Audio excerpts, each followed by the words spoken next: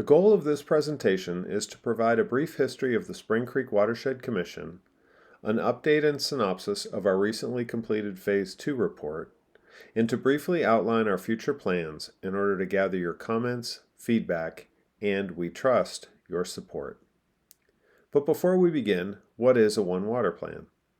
Briefly, it is an innovative, collaborative approach to water resource management in which municipalities work together in order to maximize benefits, reduce redundancy, and save money. The long-term benefits of such an approach include not only a reliable, high-quality water supply and a healthy, sustainable ecosystem, but also enhanced economic and recreational opportunities that benefit everyone in the watershed. What follows is a brief history of the Watershed Commission and its efforts to lay the foundation for just such a plan for the Spring Creek watershed, why it is needed, who will benefit, and what is necessary in order to move forward and make that a reality. The Spring Creek watershed covers approximately 175 square miles, a total population of over 130,000 people, and is highly developed along much of its length. The area is underlain by an enormous aquifer system that provides the majority of our water supply. But ultimately, all of this water comes from the sky. It is a finite resource.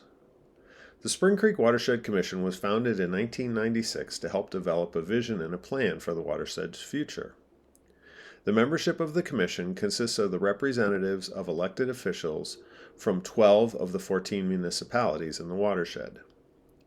This work is also actively supported by roughly 30 other stakeholders, such as the Clearwater Conservancy, Trout Unlimited, and other nonprofits and community organizations, as well as water and wastewater authorities, local businesses, and county, regional, and state agencies.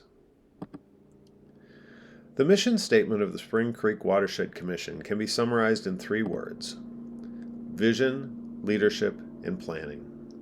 Specifically, the founding mission was to establish a long-term consensus vision for the watershed and to take a leadership role in the development of a comprehensive long-term watershed management plan to help guide future projects and programs in order to advance that vision on behalf of the member municipalities. In 2003, the Commission published a Phase 1 report to begin and help guide this development process, including a thorough analysis of the overall environment, including the impact of population growth and land development. This Phase 1 effort had 2 primary objectives. The first was to develop a comprehensive matrix of problems and challenges facing the watershed, as well as potential solutions and future areas of research. The second was to identify and organize available information on the watershed, particularly surface and groundwater, the water supply, and land use. In addition, the report also began the process of researching similar watershed reports and plans in order to help guide future efforts. Unfortunately, however, after this first report was completed, further progress stalled due to a lack of funds. Nearly 15 years later, the Watershed Commission began work on Phase 2 of the Watershed Development Plan. Roughly $16,000 in funding to support this effort was provided by local municipalities, authorities, Penn State, nonprofits, and businesses. This funding allowed the hiring of a facilitator and provided administrative support. A work group was formed and developed additional background information. Several public forums and presentations were also held to gather input from the community. This effort highlighted several key issues. The first was that population growth and land development was continuing, if not accelerating. In addition, the lack of a comprehensive plan to identify and prioritize challenges, opportunities, and solutions greatly increases the risk that water resources may be insufficient to meet the future needs of our community and the ecosystem. This is complicated by the fact that dozens of entities are responsible for making decisions about water and land use. All of this clearly underscored the need for a more collaborative and cooperative approach. However, it also became abundantly clear that what is not needed is another bureaucratic or regulatory layer, but rather the development of robust partnerships between all stakeholders, including the public.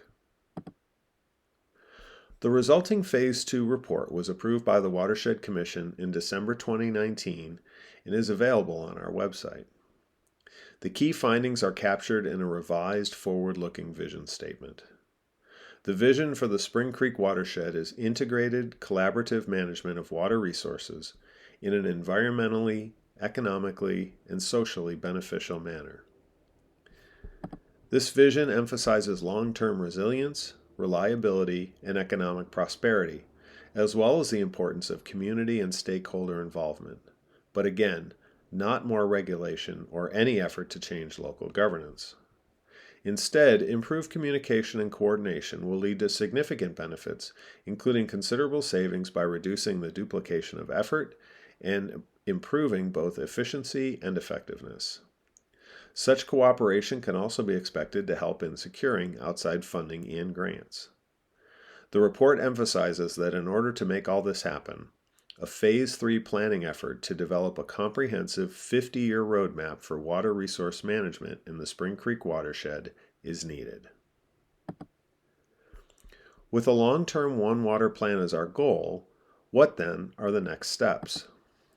Basically, there are two. The first is consensus from a majority of the participating municipalities that the Commission should move forward with this effort. We hope this presentation, while brief, has sufficiently described the goals and benefits of such an undertaking. However, it is important to emphasize that such endorsement does not require or imply any funding commitment. As stated in the founding Articles of Agreement, any ongoing financial support of any Commission project is strictly voluntary on the part of each municipality. Following approval, the Watershed Commission will appoint a Phase 3 work group to guide this effort. The Phase 3 work group will be tasked with the following: to prepare a preliminary Phase 3 project proposal and outline, to develop a realistic budget and begin to pursue funding.